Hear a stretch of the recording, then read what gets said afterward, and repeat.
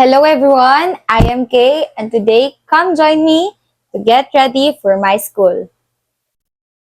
So before I start my makeup, I use Adorn sunscreen. This is 50 SPF guys. So bago ako mag-makeup, gumagamit ako nito to protect my face from the sun, syempre. Yan, konti lang. And after I use sunscreen guys, I use this primer. It is from O2O. Yan. Para hindi mabuo-buo yung makeup ko. Konti lang din yung nilalagay ko dito. Actually, paubos na nga ito gawa ng. Lagi ko siya talagang ginagamit, ate. Next is foundation. Ganito lang ako maglagay guys. Konti lang kasi dapat fresh look lang. Ganyan. Ganyan. Tap-tap lang. Ganyan guys. After ng foundation guys, ginagamit ko naman is concealer. Konti lang din ang lagay-lagay ko kasi nga para hindi masyadong OA at talagang fresh looking lang ang tao na to. Yan. Tapos blend lang siya ng ganyan. Yan. Tap-tap lang ng tap-tap. Para mabawasan yung mga eye bags at stuff sa face. Next ng concealer ay kilay. Ito na ang pinaka-challenging sa akin kasi matagal talaga magkilay ang tao na to. Yan. Dodrawingan lang natin ng kaunti para magmukhang tao. At mukhang tao. Para magkabuhay ang kilay na yan. Yan. Ganyan siya guys. After naman, sa kabila. Yan.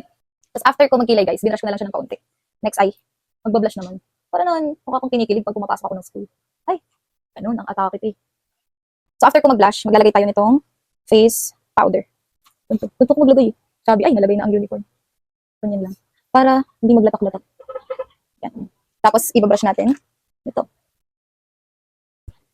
So, after ko maglagay ng face powder sa face, ang next na ginagawa ko naman is maglagay ng kaunting arte sa mata. Eyeshadow, kinakamay ko na lang kasi hindi talaga ako marunong mag-eyeshadow. Gusto ko lang may kulay yung mata ko. Para pagka nagano'n ako. Oh, di ba? Color pink ka dyan. Ganyan. So, after ko maglagay ng eyeshadow, guys, maglalagay din pala ako ng highlighter.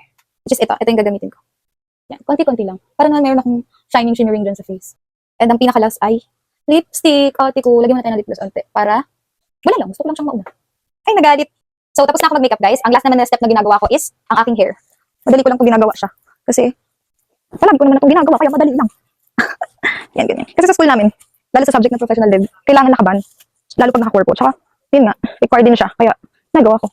Ang ganito. Ang buhok. Tapos after ko siya maban, ang nilalagyan ko siya nitong Green Mood. So, okay na guys. Ready na ako for school. So, here's my final look. Yeah. Diba? So, yun lang guys. Thanks for watching.